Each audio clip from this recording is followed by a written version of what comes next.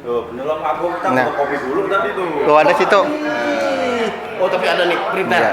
Ya, makanya tadi Kadang bari yang asli aja. saya nanya, oh yang asli. Bari yang asli aja KTP-nya. Dia lu bayar kamu kare.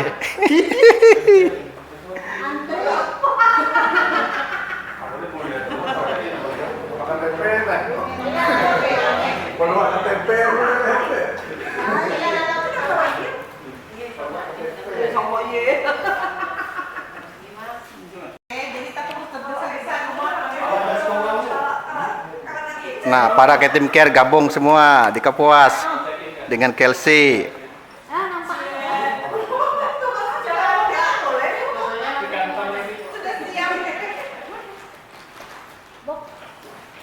Sesuai instruksi KTP siap. Selamat datang di Geraha Tani Kapuas. Nah, Mas Kosno. Halo, selamat datang penyuluh Kamtikar Kalteng.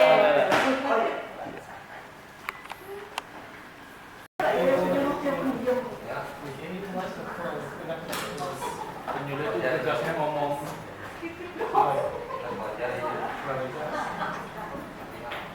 Fokus titik di hidung. Orang-orang. Aku sudah mau. Kabel di bawahnya apa nih? Oh, mikrofon lah.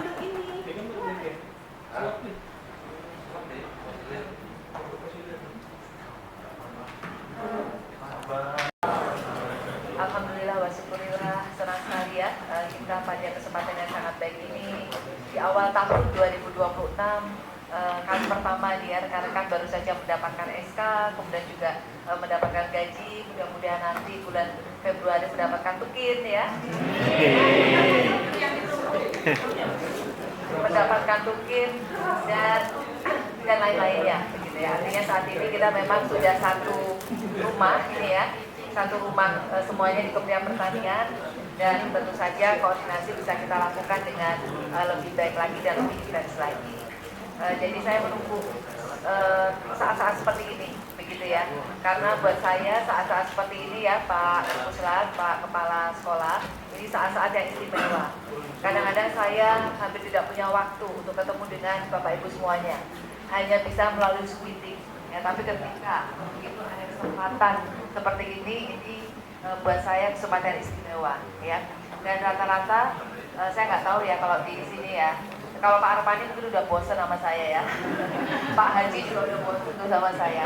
Tapi kalau di tempat lain ketika ada berita gitu ya, oh Pak Badan mau datang gitu kan, sayanya juga senang mau ketemu sama penyuluh, penyuluhnya juga senang mau ketemu sama saya gitu ya.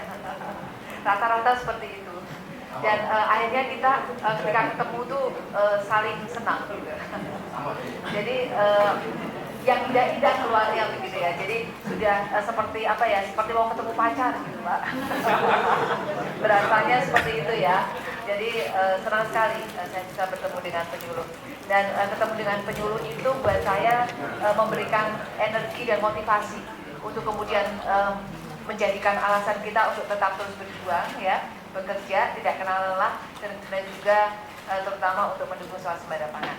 Saya mungkin merespon dulu tadi yang sudah disampaikan ya oleh Bu Aryani, kemudian juga oleh Pak Kapusrat, dan kemudian juga Pak Kepala Sekolah, oleh Bu Ketua Kelsey. Bu Aryani tadi sampaikan kalau di Katingan ya Bu, di Katingan, di Barito Selatan ya. Nah ini tolong segera dibantu menyelesaikan. Silakan apakah Pak Kapusrat yang mau membantu ke sana atau Pak Kepala Sekolah yang mau membantu ke sana, ini harus diselesaikan dulu ya. Caranya mungkin Ibu kalau sudah ya berarti nggak apa-apa menghadap baik-baik kepada Pak Bupati ya, menghadap baik-baik Pak Bupati bahwa UPTD penyuluhan itu ya memang sesuai dengan Impres nomor 3 itu harus tetap digunakan sebagai PPP, tidak boleh dialihfungsikan. Kalau misalnya itu ditarik dan kemudian dialihfungsikan, berarti itu menyalahi Impres ya. Nah, menyalahi Impres itu akan ada konsekuensinya, akan ada sanksinya. Nah, coba Ibu sampaikan dulu baik-baik seperti itu ya. Nah, kemudian solusinya adalah ya bekerja sama. Artinya di UPTD penyuluhan dulu itu kan tidak semuanya penyuluh, ya kan? Nah, bareng-bareng aja Bu di situ gitu ya. Jadi ada yang tetap seperti dulu,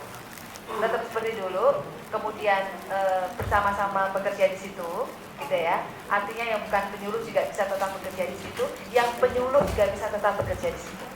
Nah itu coba disampaikan seperti itu, jadi tetap seperti dulu ya, termasuk juga motor atau sarana bekerja sarpras ditarik itu sebenarnya juga tidak bijak ya.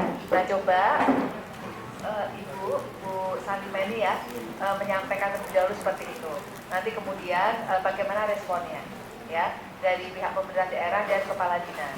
Nah coba kita tunggu Pak Teddy, kemudian juga Pak Yudi yang kita tunggu 1 minggu sudah bisa berkantor di sana atau belum. Jadi langsung aja kami diminta oleh Bu Kepala Badan untuk menghadap Pak Bupati dan Bu Kadis atau Pak Kadis untuk kemudian bisa tetap bersama-sama berkantor karena ini sesuai dengan impres gitu ya, seperti itu.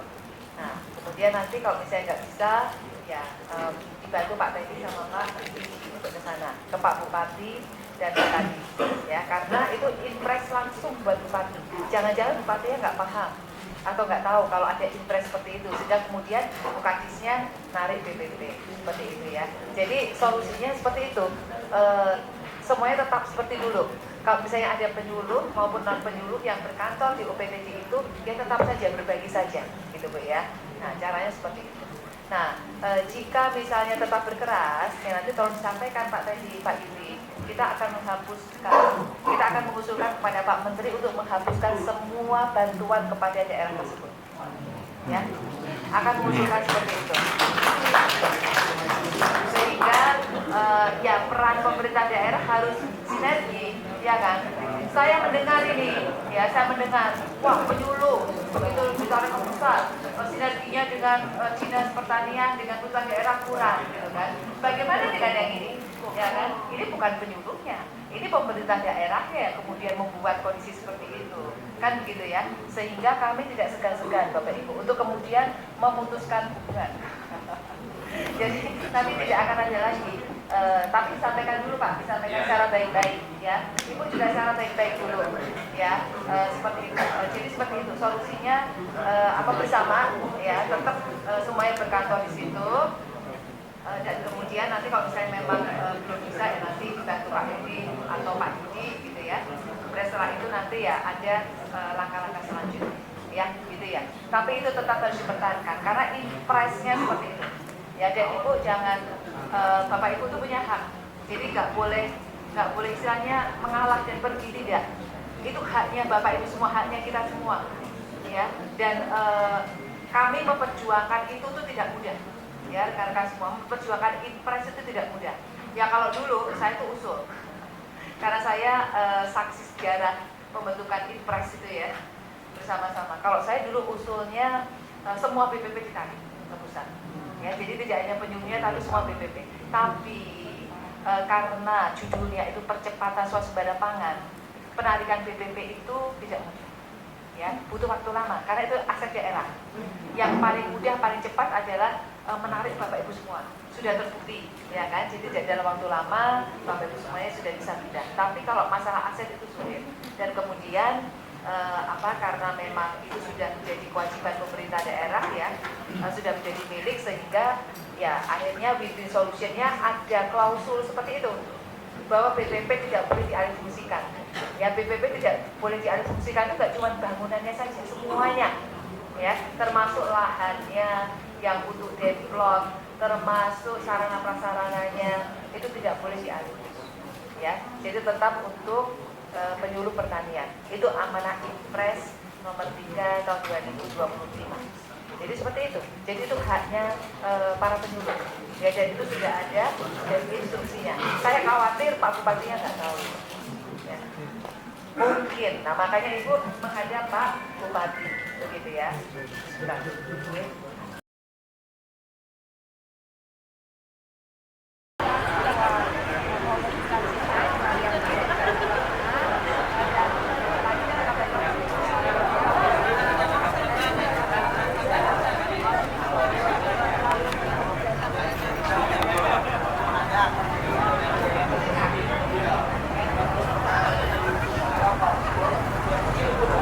Rombongan dari Pelang Pisang.